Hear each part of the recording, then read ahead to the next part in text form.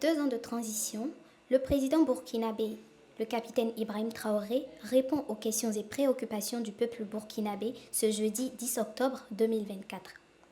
Cette intervention exclusive met en lumière sa vision stratégique pour le Burkina Faso, ses engagements pour la souveraineté nationale, ainsi que ses réflexions sur les défis sécuritaires et politiques.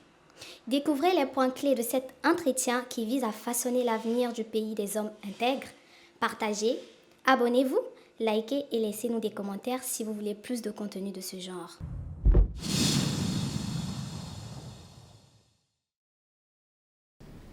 Avant de nous engager dans cette mission, je pense qu'il y a un certain nombre de risques qu'il faut mesurer et accepter d'assumer. Et parmi ces risques, il y a le fait de ne pas réussir la mission pour laquelle on était venu. Donc quand on vient, c'est soit ça passe ou ça casse. Dieu merci, on a pu réussir la mission pour pouvoir donc imprimer notre vision des choses à notre pays. Après ça, l'autre risque, c'est d'accepter d'abandonner tout. Voilà, on ne peut pas, en tant que jeune, être là donc au sommet de l'État et vouloir peut-être me retrouver sous des manguiers à manger du rusumbala comme les autres. C'est-à-dire accepter d'oublier sa jeunesse, accepter d'oublier la vie et se consacrer entièrement à la patrie. Un des risques, c'est cette situation que nous vivons, la déstabilisation, parce que si vous voulez redresser la barque d'un tel pays, forcément, vous êtes obligé de sévir. Et en sévissant pour redresser, vous créez des ennemis internes et externes. Il faut donc s'attendre à ces situations de déstabilisation, d'assassinat et de tout. Parce que nous avons touché aux intérêts de beaucoup de personnes. Il y a donc une inégalité sociale, il y a de la corruption, il y a une mauvaise gestion de la chose publique. Et si nous essayons de vouloir redresser tout ça, forcément on va toucher aux intérêts individuels de certaines personnes. Et ces personnes très souvent sont riches, ont de l'argent, utilisent cela pour manipuler souvent des personnes plus pauvres qu'elles, pour nous les mettre à dos en fait. Ça, c'est à l'interne, et ces mêmes personnes n'hésitent pas à coaliser donc, avec les forces impérialistes qui passent leur temps donc, à nous endeuiller, à nous appauvrir.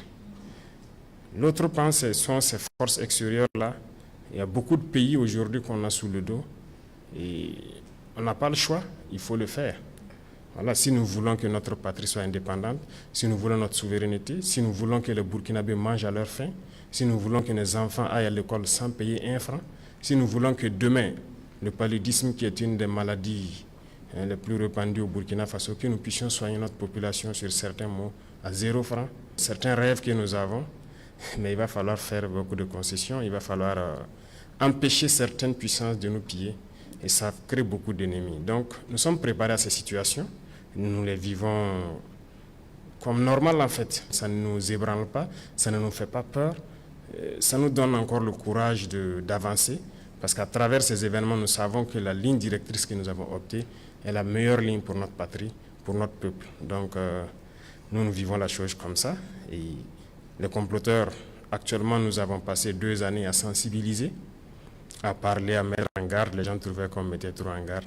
Mais c'était nécessaire pour que les Burkinabés voient d'eux-mêmes jusqu'où certains Burkinabés peuvent aller contre la patrie.